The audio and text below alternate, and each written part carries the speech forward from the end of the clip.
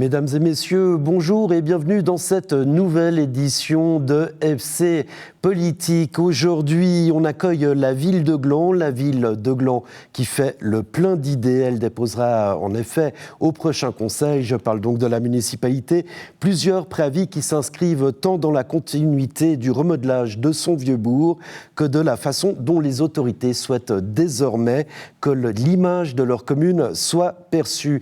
Et pour en parler, j'ai le plaisir de recevoir la syndic de la ville de Gland, Christine Giraud, bonjour. Bonjour. Ainsi que plusieurs municipaux, Christelle Giraud-Nidegger, bonjour. Bonjour Florian. Yves Froidevaux, bonjour. Et bonjour. Et Gilles Davoine, bonjour. Bonjour.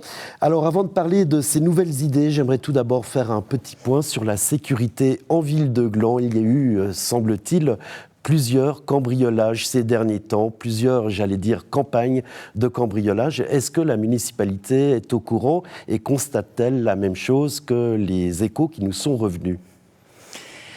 Alors effectivement, il y a eu une vague de cambriolage qui a notamment été relatée aussi dans la presse d'une manière assez significative. Des événements qui sont survenus notamment à la nuit du 22 au 23 septembre dernier. Ça a été une vague de cambriolage assez large, puisqu'il y a plusieurs communes alentours qui ont été visitées aussi, qui ont aussi subi des cambriolages. Donc ça, c'est un événement quand même assez fort et assez marquant. D'ailleurs, c'est vrai que ça a choqué quand même pas mal de citoyens par son ampleur. C'est des événements qu'on peut malheureusement évidemment pas prévoir et qui sont, c'est des choses qui arrivent, on va dire ça comme ça. Donc ça, évidemment que la municipalité est au courant, puisqu'on travaille depuis 2008 avec la police cantonale, avec qui on a un contrat un arrangement avec la police, et puis c'est eux en fait qui prennent en charge toute la sécurité d'une manière large pour la commune de Gland. Donc évidemment qu'on a ces informations. Par rapport à cet événement-là, ce que je peux dire, et d'ailleurs c'est pas un scoop, ça a été aussi déjà relaté dans la presse, mais quand il y a quelque chose de comme ça fort et de comme ça important, ce qui est intéressant de voir, c'est la réactivité, c'est comment c'est traité par la suite. Et là, la gendarmerie est intervenue rapidement. Et la même nuit, finalement, sur 3 auteurs présumés, 2 ont été incarcérés, ont été appréhendés. Donc, il y a eu quand même une réaction directe. Et dans ce sens-là, c'est quelque chose qui peut aussi rassurer peut-être les citoyens de se dire, il y a quand même une réaction qui se fait voir très rapidement. Après, est-ce que nous, on constate la même chose ? Force est de constater qu'effectivement, il y a peut-être 2 facteurs. Déjà, on est dans une commune qui grandit, on est de plus en plus nombreux à vivre, à travailler dans cette commune. Il y a eu, si on veut bien, si on prend les 5 dernières années, il y a la période avant Covid, la période après Covid, pendant Covid, où il y a peut-être eu un petit peu moins d'événements qui se sont produits. Ensuite, il y a un petit pic quand même entre 22 et 23, où on a l'impression il y a une légère augmentation des délits qui sont qui sont ressortis dans les statistiques qu'on a par rapport à la gendarmerie. Et puis, mais cette hausse, elle est relativement faible. Et puis, si on compare avec les autres villes de la côte, on est finalement totalement dans la moyenne. Alors, je ne le dis pas dans le sens qu'il faut se consoler avec ça, mais simplement dire que ce n'est pas plus que dans nos communes voisines. On est dans la moyenne. Donc, c'est des éléments que la municipalité dont elle prend acte. Et nous, au niveau purement local, on travaille aussi sur différents axes par rapport à la sécurité, mais aussi beaucoup dans la prévention. Je pense prévention auprès des jeunes, auprès des personnes plus âgées, prévention aussi au niveau sécurité routière par la présence de patrouilleurs. Donc voilà, on est beaucoup dans cet axe de prévention, et nos assistants de sécurité publique, les ASP, qui sont nos employés, eux, ils traitent tout ce qui tient au parking, aux incivilités, aux incivilités dans la commune, avec les services communaux. Mais tout de même, est-ce que vous êtes satisfaite de ce contrat de prestation avec la gendarmerie ? Il y a très peu de patrouilles sur l'ensemble du canton. Pour la ville de Gland, finalement, ils se contentent d'une patrouille motorisée qui passe par l'avenue du Mont-Blanc. Ça pose tout de même la question d'une réflexion plus large pour une ville de 14 000 habitants sur sa sécurité. Alors, si vous me demandez si on est satisfait, encore une fois, comme je l'ai expliqué tout à l'heure, il y a des événements qui se produisent, et ça, qu'on ait un maillage extrêmement fort, pour autant qu'on puisse avoir un maillage extrêmement fort, malheureusement, les incivilités, les cambriolages, les délits ont toujours un temps d'avance sur la réaction. Donc il ne faut pas se leurrer. À quelque part, il y a de toute manière, il y aura toujours un temps de latence. Et voilà, il y aura toujours ce temps d'avance. Mais là, les gens ont l'impression que finalement, c'est open bar, qu'on peut venir de France voisine, servir à Gland. Je vous laisse le côté impression.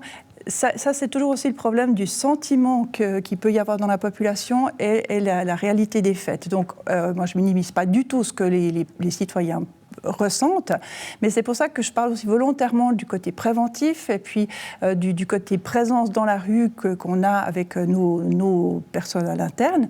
Et puis, ce qui est de la gendarmerie, il faut dire quand même qu'on a la chance d'avoir un poste de police à Gland, qu'ils sont malgré tout mobilisables jour et nuit, et pour nous, c'est quand même un dispositif qui est... Il est tout le temps ouvert, ce poste de police. Il n'est pas tout le temps ouvert, bien sûr que non, mais il y a la gendarmerie qui peut intervenir au 117, tout simplement. Donc ça, quant à la satisfaction, je pense que toute autorité doit aussi chercher des nouvelles solutions tout le temps. Les choses, elles évoluent beaucoup dans le milieu de la sécurité. Donc des réflexions, il y en a qui sont en cours avec la gendarmerie, des contacts réguliers. Et dans ce sens-là, il y a toujours un travail. Ce qui est important, c'est d'avoir vraiment ce contact et puis de comprendre ce qui se passe. Donc encore une fois, des statistiques qui nous montrent que certes, ça augmente légèrement, mais pas dans des proportions folles, que vis-à-vis des autres communes, on est largement dans la moyenne, et que les cambriolages, les délits, ce qui arrive, dans la réalité, il y a une intervention forte qui est rapidement exécutée. Pour nous, voilà, c'est déjà des points quand même très positifs, et je crois qu'il faut quand même le souligner aussi. Et comme je le disais, on ne minimise absolument pas on doit être présent, on doit occuper le terrain, ça c'est évident, mais on le fait. Juste, il faut faire attention à ce qu'on dit quand même aussi dans les médias. Signaler que c'est open bar, non, mais c'est pas bon parce que, parce que c'est faux. Et on le voit, puisque sur ce qu'il y a eu les 22-23 septembre, on a eu 2 interpellations sur 3. Enfin, je veux dire, c'est efficace. Les statistiques montrent que c'est la moyenne. Et puis surtout, il ne faut pas laisser planer ce genre d'idées-là, même d'impressions, parce que du coup, alors effectivement, si on a toute la criminalité qui se dit « Ah, à Gland, c'est open bar », alors que ce n'est pas le cas, mais juste parce qu'on véhicule cet élément-là, je pense que c'est vraiment pas du tout la chose à faire. Donc, ce n'est pas le cas. On voit que les interventions de la gendarmerie et les statistiques montrent que ce n'est pas le cas. Donc, je pense qu'il faut vraiment éviter de véhiculer ce genre de propos. Est-ce que la question de rejoindre une police intercommunale se repose pour la ville de Gland ? Mais ça a un coût qui est juste gigantesque pour, de nouveau, comme vient de le dire Madame la syndic, pour quelque chose qui, pour l'instant, montre que par rapport à une ville comme Nyon, par exemple, qui a sa police, eh bien, nous avons des statistiques qui sont sensiblement similaires, voire meilleures. Donc, je dirais, est-ce qu'on veut mettre un tel coût dans une police qui, finalement, ne semble pas, statistiquement parlant en tout cas, arranger particulièrement les choses, parce que le coût est gigantesque, quand bien même, dans le cas de la péréquation, il y a eu une petite correction maintenant et qu'on paye un peu plus cher les interventions de notre contrat avec la gendarmerie. C'est d'ailleurs assez cohérent. Mais après, il y a vraiment cette question-là de la proportionnalité. Ça reste des deniers publics. Donc, est-ce qu'on doit dépenser tout cet argent supplémentaire alors que pour l'instant, on voit que finalement, contrairement à ce que vous disiez encore une fois, c'est pas du tout, il n'y a pas du tout un problème particulier à Gland. Au contraire, ça se passe plutôt bien. Très bien, on va parler des choses qui se passent bien aussi. Les finances de la ville vont bien, Gilles Davoine, et ça permet de développer des projets. Alors notamment un premier préavis de près de 4 millions, un crédit d'investissement pour le Vieux-Bourg. Christelle Girouni-Deguerre, c'est vous qui le portez. Alors 4 millions supplémentaires pour le Vieux-Bourg, à quoi vont-ils servir ? Alors, à verdir un petit peu cette ville, même pas qu'un petit peu, et peut-être juste pour rappeler le contexte, les travaux sont en cours et ce projet s'inscrit totalement dans les travaux en phase d'exécution actuellement, qui ont été, pour rappel, le préavis d'investissement avait été validé en 2022. C'était une volonté de la municipalité également de ne pas trop tarder avec ces travaux qui étaient attendus de longue date. Et en parallèle, du moment que les travaux avaient commencé, des études urbanistiques avaient été mises en route en parallèle au projet, puisque cette nouvelle législature, c'était aussi l'annonce de notre plan climat, notamment, et des différentes mesures que la municipalité souhaite mettre en place. Et dans ce cadre-là, principalement, ce sont des mesures d'adaptation au changement climatique aussi. Et l'idée ici, c'était de réfléchir, de savoir, OK, là, on exécute donc une mise en séparatif, le renouvellement des réseaux souterrains, des aménagements de surface avaient été annoncés. Et puis, ces nouvelles études urbanistiques nous ont démontré qu'on avait la possibilité d'aménager 3 nouvelles parcelles privées communales, notamment la parcelle du temple protestant, également la parcelle derrière l'administration communale, le parking en face de la pépinière et la pépinière. Et dans ce secteur Vieux-Bourg, c'était quelque chose qu'on a trouvé vraiment très pertinent de pouvoir réaménager pour proposer à la population des espaces aménagés. Je pense notamment à la parcelle du temple protestant. On a cette magnifique terrasse avec une vue sur le Mont Blanc, sur les vignes. Une terrasse qui n'est absolument pas aujourd'hui utilisée puisqu'il fait particulièrement chaud. Je crois qu'on n'a même pas, on a un banc, mais on ne voit jamais personne. Donc c'est vrai que c'est des parcelles avec beaucoup de potentiel qu'on peut réaménager là. Donc l'objectif de ce préavis, c'est notamment d'augmenter la végétalisation sur ces 3 parcelles et sur le reste du secteur du Vieux-Bourg. C'est également planter de nouveaux arbres. Ce projet nous permettra de planter 50 nouveaux arbres pour arriver à un total de 106 arbres. C'est une augmentation de parcelles de plus de 9000 mètres carrés qu'on va pouvoir aménager, végétaliser, et surtout, c'est plus de 4300 mètres carrés de sol en plus qui seront perméables, donc ce qui permettra aussi de réduire les îlots de chaleur. Vous parlez de parcelles privées communales, juste pour que l'on comprenne bien, c'est quoi la différence entre domaine public et parcelles privées communales ? On a un avocat juste à côté. Parcelles privées communales, c'est nos parcelles qui sont privées, qui appartiennent à la commune, que nous mettons à disposition du public. Et le domaine public, c'est les routes, les trottoirs, à la vie de tous les jours. Voilà. D'accord, donc le but, c'est, on pourrait dire que les Glandois s'approprient un peu ces parcelles privées. Vous parlez du temple, qu'on comprenne qu'on peut y aller et en jouir. Exactement. Puis, ce sont des endroits aujourd'hui qui sont relativement cloisonnés. Et donc, l'objectif ici, c'est aussi décloisonner et de permettre à la population de bénéficier de ces espaces supplémentaires, aménagés, avec de l'ombre, où ils pourront se prélasser, jouer, etc. D'accord. Et tout ça pour 4 millions de francs. Vous êtes aussi membre du CODIR de l'APEC, la Steppe du Lavasson. Où en est-on du point de vue de l'APEC avec ce dossier ? Alors, un autre préavis a été déposé notamment pour l'augmentation du plafond d'endettement de l'APEC. Donc, l'APEC, en effet, a besoin de pouvoir augmenter ce plafond d'endettement pour investir, réaliser l'ouvrage, mais également toute la partie infrastructure annexe pour que cette nouvelle STEP puisse fonctionner de manière optimale, également pouvoir traiter les micropolluants. Donc, ce plafond d'endettement a été accepté au Conseil intercommunal et aujourd'hui, toutes les communes membres de l'APEC doivent accepter et valider cette augmentation et la modification des statuts. Alors, sauf erreur, au niveau de Gland, on en est à la levée des oppositions. C'est vous, Yves Froidevaux, qui avez la charge de ces levées. Tout se passe bien, les levées sont... Alors, la commune ne lève rien du tout. On a reçu d'abord les opposants. La semaine dernière, il n'y a pas d'opposants glandois, mais c'est des opposants d'une autre commune à proximité du projet, essentiellement. Toujours la commune de loin. Exactement. Eux aussi ont déposé un projet qui a suscité des oppositions par rapport aux aménagements routiers. Donc ces 2 oppositions sont traitées séparément. Et pour celle de la commune de Gland, la municipalité prendra connaissance des réponses de l'APEC aux opposants, et puis ensuite proposera au canton de lever les oppositions. Donc c'est le canton qui fera la levée des oppositions et pas la municipalité directement, tandis qu'à loin, la démarche est différente, ce sera le conseil communal.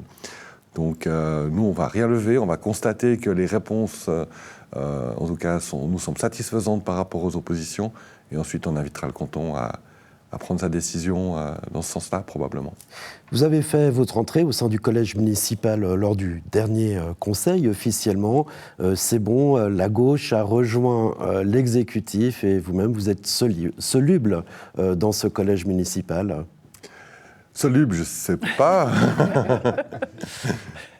Je pense qu'il n'y a pas de solubilité. La gauche n'est plus dans l'opposition. C'est ça. Je suis fondu. Non, c'était le mot à placer.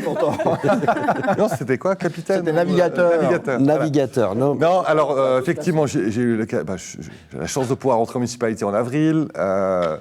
Très heureux d'y être. Je remercie mes collègues qui m'ont fait un accueil très agréable. En tout cas, je crois que ça se passe bien. Il peut qu'on dise le contraire s'ils veulent, mais je crois que ça se passe plutôt très bien. Et l'occasion aussi d'avoir un gros service qui a des enjeux à très long terme. Donc c'est ça aussi la difficulté, c'est d'appréhender des projets qui ont débuté certains il y a 10 ans, et puis de pouvoir les finaliser, de les orienter. Donc c'est assez passionnant, évidemment, quand on parle d'urbanisme notamment, puisqu'on est vraiment sur l'avenir moyen-long terme. Donc ouais, j'adore mon dicaster, j'adore les projets, et puis j'apprécie énormément travailler avec mes collègues. Ça se passe extrêmement bien. Voilà, au-delà des amabilités, est-ce que la marche entre conseiller communal et membres de la municipalité est aussi haute qu'on le dit, après plus de 100 jours passés dans cet exécutif? Mais oui et non, parce que la partie politique, discussion municipalité, c'était pas une grande surprise. Voilà, je n'étais pas assez près. On perd de la naïveté, non? On perd de la naïveté, ouais, c'est un petit peu. Je trouve que le plus complexe, finalement, c'est son rôle de chef d'un service où il y a du personnel et trouver sa place, puisqu'on a un chef de l'administration pour chaque service, on a un chef de service, un municipal qui a aussi son rôle. Et puis, je trouve que c'est cette question-là qui est assez passionnante, c'est trouver sa place dans ce cadre-là et puis pas jouer le rôle du chef de service bis, parce que c'est pas du tout ça qui doit se faire, mais cette partie-là qui m'est le plus, que je trouve qui est intéressante, un peu plus délicate, quoi, qui me surprend un peu plus, disons. Voilà. Responsable politique de vos services, voilà. Vous allez déposer 2 préavis lors du prochain conseil. Vos premiers préavis, le premier conseil, la démolition, la reconstruction d'un bâtiment d'habitation et d'activité à la Grande Rue. Alors, super projet, effectivement. La commune a usé de son droit de préemption. Pour rappel, le droit de préemption, c'est la possibilité pour les municipalités et les communes d'acheter du terrain. D'acheter du terrain, exactement. Alors qu'un autre acheteur s'était proposé, puis on achète au même prix que l'acheteur qui le souhaitait. Donc, cette parcelle, elle est assez stratégique dans l'emplacement. Elle est vraiment à l'entrée du Vieux-Bourg. Sur la Grande Rue, dans l'angle Grande Rue, route du Mont-Blanc, avenue du Mont-Blanc, pardon. Et donc, il y avait à la fois cet aspect stratégique de faire un lieu, une porte d'entrée dans le Vieux-Bourg agréable, et il y aura vraiment un gros travail qui sera fait sur les aménagements extérieurs pour que ça se fonde vraiment dans le projet, notamment du Vieux-Bourg actuel. Et puis, ce projet permettra probablement de 6 ou 7 logements d'utilité publique, qui correspond à un vrai besoin dans notre ville. Il y a pas mal de gens qui cherchent aujourd'hui à se loger moins cher. Et puis, avec une surface commerciale au rez-de-chaussée. Et c'est un projet, notamment parce qu'il y a cette surface commerciale que la commune va porter elle-même. Donc là, on est vraiment dans la phase d'étude sur le projet même, qu'est-ce qu'on va y mettre, comment vont structurer les appartements, puis effectivement beaucoup sur les extérieurs. Alors effectivement, cette parcelle a été achetée en 2024 pour 2,4 millions de francs. Là, vous revenez avec un préavis de 500 000 francs. Le but, c'est d'avoir un chef de projet sur 3 années, sauf erreur, pour mener à bien ce projet. Exactement. Alors la demande aussi, et puis par souci de transparence par rapport au conseil communal, on n'a pas mis au budget. On souhaitait engager un chef de projet pour 3 ans. D'abord parce qu'on a énormément de projets de bâtiments et du personnel aujourd'hui qui aurait de la peine à absorber ce nouveau projet. Et puis on a d'autres projets, il y a en tout cas une deuxième parcelle qui est concernée par le droit de préemption qui va être aussi, qui va se développer. Donc l'idée c'était vraiment pendant 3 ans de pouvoir consacrer des ressources fortes parce qu'on a aussi un délai de 3 ans pour déposer. Donc c'est une règle par rapport au droit de préemption, on a jusqu'en 2027 pour déposer effectivement ce projet. Vous parliez de ne pas être un chef de service bis. Alors là, c'est votre rôle de politique. Vous souhaitez augmenter les surfaces, on va le dire comme ça, gérées directement par la ville, la municipalité, des surfaces d'habitation, ces fameuses LUP notamment. Alors, ce n'est pas ma volonté toute seule, hein, c'est la volonté de la municipalité de travailler là-dessus. C'est une question notamment qui est posée dans une étude plus globale sur le logement à Gland actuellement. C'est de savoir quel pourcentage de LUP est nécessaire. Est-ce qu'on doit imposer, entre guillemets, un pourcentage dans certains quartiers pour des projets ou pas? Enfin, voilà, c'est des questions politiques qui vont être tranchées, mais il y a cette sensibilité-là, en tout cas à la municipalité. C'est aussi pour ça que ce droit de préemption a été utilisé pour 2 parcelles. On a aussi d'autres LUP actuellement dans la commune. Mais c'est vrai que la maîtrise du foncier est très importante pour pouvoir aussi développer des projets. Aujourd'hui, on a un certain nombre de terrains qui nous permettront probablement de faire des choses intéressantes. Parlons du VVF, par exemple, ou Gare Sud, qui est aussi évidemment un projet majeur pour un avenir à moyen terme, long terme. Donc oui, c'est important d'avoir du terrain si on souhaite développer notre ville et puis surtout y faire des infrastructures qui sont nécessaires et indispensables pour la population. Autre développement, c'est l'objet un peu de votre deuxième préavis, il concerne les SRG-ZA, cette stratégie régionale de gestion des zones d'activité du district de Nyon. Le Conseil d'État veut des zones comme ça sur les 10 districts du canton. Et alors là, plus précisément, on s'attaque au SSDA, un potentiel site stratégique de développement d'activité qui serait à Gland. Il y en a un par district, et là, c'est du technique pur. Vous demandez un crédit d'études, sauf erreur, qui serait payé à moitié par le canton, et si le canton ne paye pas, eh bien, la ville de Gland ne s'y risquera pas. Effectivement, le canton souhaite développer son tissu économique, et pour la région, c'est environ 5 000 emplois qui sont prévus, d'où cette planification qui est proposée pour l'ensemble de la région. Et c'est Christine, au niveau régional, qui pilote le projet, donc elle pourra compléter évidemment. Et puis pour Gland, il y avait cette question de savoir de faire ce SSDA qui serait pour une partie, une partie de nos zones industrielles et artisanales. Et là, c'est une étude qu'on souhaiterait mener pour savoir si c'est intéressant pour nous, si ça nous permettrait notamment d'avoir un soutien cantonal pour le développement de certaines infrastructures. Et c'est un peu ce projet-là qui est déposé, qui est assez effectivement technique. Et le canton devrait normalement payer la moitié de l'étude. Donc pour nous, ce serait déjà quand même symboliquement important pour marquer leur volonté de soutenir ce projet à plus long terme, s'ils acceptent ou non de payer cette moitié d'études. Si c'est un refus, ce ne serait pas un signe très positif. Et puis effectivement, la municipalité a décidé qu'elle n'irait pas s'il n'y avait pas cette subvention à 50% du montant de l'étude. Ce site stratégique, c'est un cadeau empoisonné pour Gland ou pas? C'est la question qu'on doit se poser dans l'étude, pour être très franc. C'est pour ça qu'on doit aller un peu creuser, voir quels sont nos avantages, parce qu'on ne va évidemment pas faire quelque chose qui n'aurait pas des avantages pour la commune et puis pour la ville. Ce qu'il faut savoir aussi, c'est que le potentiel site stratégique, actuellement, il est quasiment construit. Il y a déjà des bâtiments dessus, donc on n'est pas en train de créer une nouvelle zone ou le lieu, il est déjà construit. Donc c'est vrai qu'après, on est plutôt dans des mesures de mobilité, d'accompagnement de futurs développements. Donc voilà, ça pose pas mal de questions, mais peut-être le fait justement que c'est déjà une zone construite, on a pu aussi discuter avec le canton d'une manière un petit peu plus ciblée sur ces questions qui sont propres aussi à la ville de Gland, notamment la mobilité, qui est un sujet qui nous tient à cœur. On est juste à côté de la gare, donc c'est important qu'on puisse aussi développer un certain nombre d'accès facilités pour les entreprises. Tenir le couteau par le manche. En tout cas, avoir un bon partenariat avec le canton, puisque par définition, le canton fait partie aussi de l'organe de gestion de ces futurs SSDA. Donc voilà, il faut que ça collabore, mais qu'on ait chacun nos prérogatives bien fixées. Alors, ces zones, c'est des milliers d'emplois à la clé, notamment pour Gland. Et Gland, justement, propose un nouveau concept, un revenu de transition écologique pour peut-être orienter, c'est ça, les activités qui s'y développent. Gilles Davoine, c'est vous qui êtes venu avec ce fameux RTE. Alors, un crédit de 240 000 francs est demandé pour en tout cas au moins 3 postes de travail, si j'ai bien compris, mais le concept de ce revenu de transition écologique, c'est lequel ?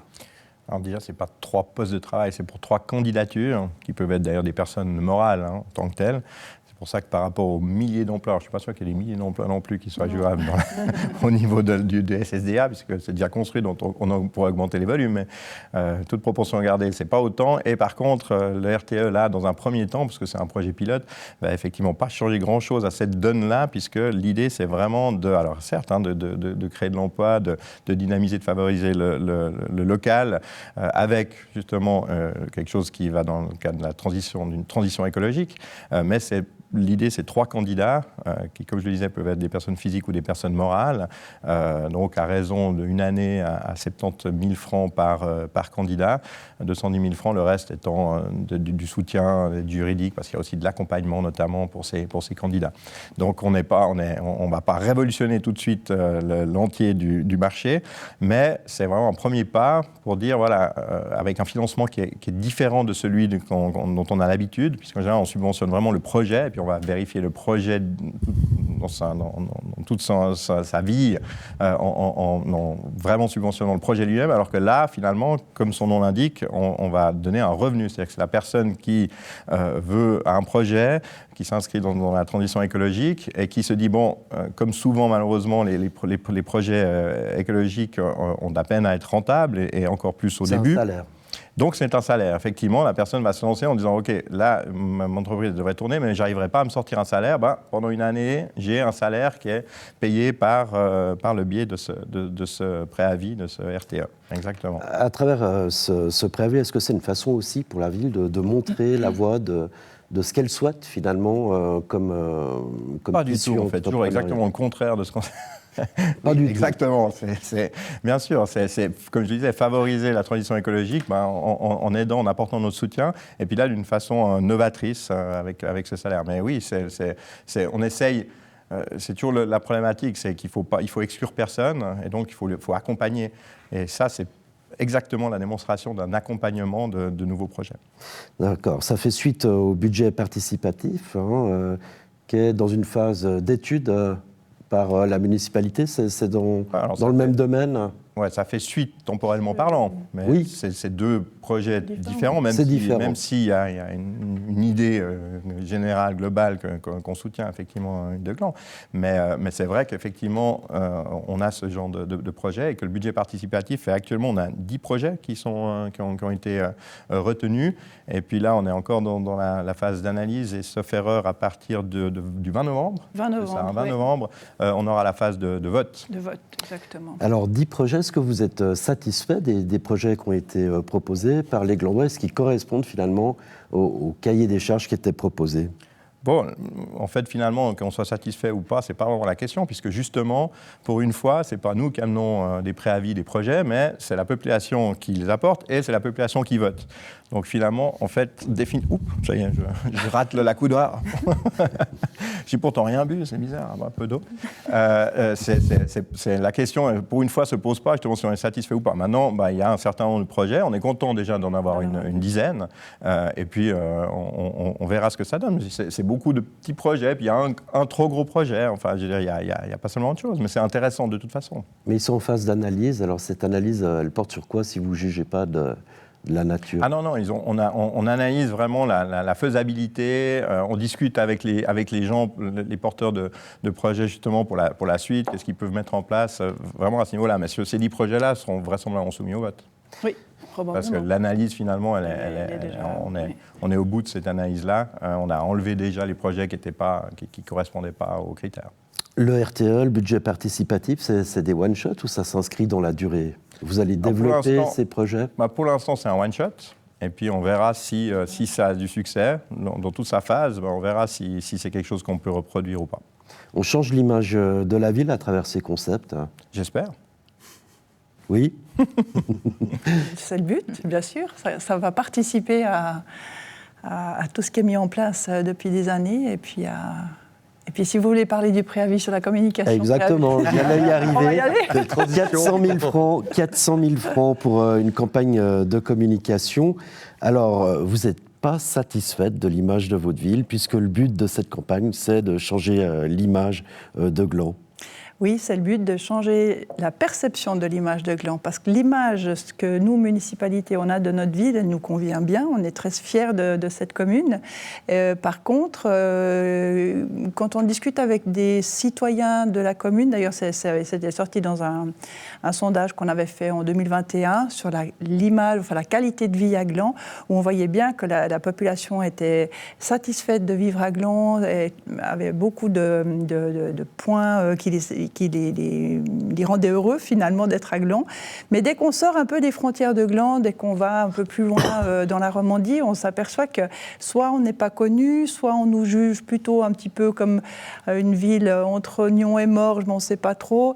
Bref, on a envie clairement de montrer une image, de faire connaître la ville de Gland comme une riche, donc riche de ses habitants, dynamique, et puis donner une image aussi de fierté d'être sur la côte, et puis de prendre notre place dans cette région. Et puis on aimerait se doter d'une campagne qui va effectivement se faire sur 3 années. Pourquoi 3 années ? C'est parce que c'est précisément une campagne image, c'est une campagne promotionnelle, c'est une campagne de sensibilisation par rapport à notre image, c'est pas une campagne de publicité, c'est pas du tout ça. On aimerait toucher un peu les gens, donc ça prend un petit peu de temps. Ça va se dérouler en 3 phases. La première année, il y a le lancement, il y a la mise en place de différents outils. La seconde année, c'est la révélation. Ce sera vraiment la révélation de cette campagne qui est, je le précise, encore tenue secrète pour le moment, puisqu'il faudra qu'il y ait un effet de surprise pour qu'elle soit dévoilée au grand public. Et puis la troisième année, ce sera le moment de restituer un petit peu et de faire aussi un bilan avec les services de la commune qui reprendront tous les bénéfices pour la communication institutionnelle par la suite. Vous les challengez, la ville de Nyon ? Alors, on n'est pas... je ne sais pas pourquoi on nous pose toujours cette question. Encore une fois, Gland veut prendre sa place. J'ai précisé entre Nyon, j'aurais pu dire Rolle et Morges. Parce qu'on estime... on a envie de vivre pour nous, non ? Je ne pense pas qu'il y ait une question de challenge vis-à-vis de qui que ce soit. Simplement qu'on a plus de 14 000 habitants, énormément d'entreprises, on a des collaborateurs, on a une ville avec plus de 200 collaborateurs. On a aussi envie de montrer qui on est, et puis de faire envie peut-être de s'intéresser à notre vie culturelle, à nos entreprises. Pourquoi pas faire envie de venir travailler dans la ville de Gland, et puis et de montrer les côtés, les bons côtés qu'on a dans cette commune, et puis cette richesse qu'on a de la population avec tout. Voilà ce qu'on vient de discuter. Les budgets participatifs, on a reçu 10 projets, c'est énorme. On a des habitants qui ont envie de faire vivre cette commune, et c'est ça qu'on aimerait transmettre à l'extérieur. Alors notamment en direction de la France voisine, ça dépasse les frontières nationales. Vous voyez, on s'inscrit aussi, sans vouloir déraper sur un autre sujet du tout, mais on vit, Gland fait partie du Grand Genève par rapport à l'agglomération, donc c'est aussi normal qu'on se fasse connaître aussi par nos amis français, et qu'on soit aussi, qu'on aille aussi faire envie montrer ce qu'on est capable ici de faire sur la côte. Voilà, tout simplement. Alors, c'est une campagne disruptive, décalée. Oui. Est-ce que c'est le retour de Marie-Thérèse Porchel ?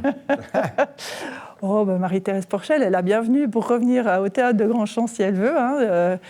Ce sera quelque chose de disruptif, voilà. Mais de quelle nature ? Parce que vous allez devoir vendre... Ça sera sur les réseaux sociaux, ce sera... Oui, alors ça, c'est les canaux de communication, exactement. Mais sur le fond... c'est toute la complexité, d'ailleurs aussi au niveau du conseil communal. Comment vendre au conseil communal une campagne qu'on ne montre pas ? Je pense que...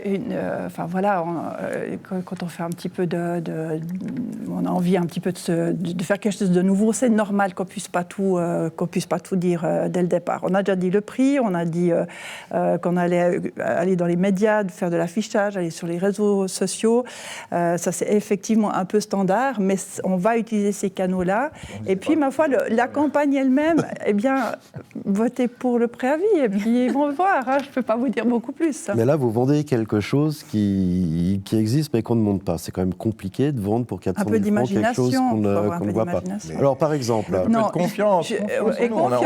On a eu il y avait trois agences différentes. Celle-là nous a vraiment convaincu la municipalité. C'est vraiment quelque chose de très, très sympathique. C'est du sérieux. C'est du sérieux. C'est du sérieux ou du original. Et puis, le décalé peut être sérieux, hein, mais ça va être nouveau. Voilà. Dans les groupes du Conseil communal, on nous a dit ouais, mais ça va être un truc rigolo. Je dis c'est pas un truc rigolo. c'est vraiment très sérieux comme campagne. Et puis c'est pas, on va pas non plus dire, se moquer parce qu'on a vu ça. On va pas dire ouais, on est tous des glands. Vous allez jouer sur le nom de la ville. C'est pas l'idée. Ça va vraiment être une vraie campagne très sérieuse, mais très originale. Et ça va vraiment être un carton complet. Ça va être génial ici. Ok, c'est pas du décalé coupé, c'est du décalé sérieux. C'est du décalé sérieux, on ne se prend pas au sérieux, mais on fait les choses sérieusement. Et je pense que ça, c'est aussi quelque chose qui est assez fort dans la municipalité, c'est de faire les choses avec application. Et puis c'est ce qu'on fera dans cette campagne image aussi. Parce que ce n'est pas l'idée, effectivement, de prendre ça à la rigolade. C'est quelque chose de sérieux. Tous ces objectifs que je vous ai cités, tout cet enthousiasme qu'on met par rapport à cette campagne, c'est vraiment pour le bien de la commune de Gland. Alors, dans moins de 2 ans, il y a les prochaines élections communales. Est-ce que là, il n'y a pas une petite visée électoraliste derrière cette campagne ? Alors, cette campagne, elle s'étend sur 3 ans, hein, donc on sera au-delà de ça. Et puis, si tous les projets qu'on faisait, la commune devait être en vue des élections, on serait déjà en train de s'arrêter de travailler, puis on ferait nos programmes politiques, et ce n'est pas le cas. Mais justement donc, pas. Justement pas, oui. Le cercle, parce que, c'est pas possible. Dit, cette campagne image, elle ne vise pas les Glandois, c'est eux qui vont voter pour nous ou pas, mais vraiment beaucoup plus large pour des gens qui ne vont pas voter pour nous. Vraiment, si on était plus par rapport justement aux élections, alors je pense qu'on ciblerait justement plus les Glandois, et ce n'est pas le projet, là c'est vraiment de faire rayonner à l'externe la ville de Gland, par exemple, comme ça a été dit, pour faire venir des gens qui vont être, par exemple, employés par la ville de Gland, et parce que c'est pas toujours facile d'employer des gens. Actuellement, on sait à quel point, dans différents domaines, le marché est quand même compliqué. Il y a peu de taux de chômage. Donc, par exemple, dire venez à Gland, parce qu'encore justement, même que ça soit en France voisine ou que ça soit en Romandie, des gens voient Gland comme en disant non, je vais quand même pas venir à Gland. Alors que les gens d'ici, les Glandois et autour, ils savent à quel point Gland c'est top. Eh bien voilà, on s'arrêtera là-dessus. Gland, setup, venez à Gland, la ville des idées. Mesdames, messieurs, merci beaucoup d'avoir participé à FC Politique. Et quant à moi, je vous retrouve la semaine prochaine pour plus de sport et plus de politique. Au revoir.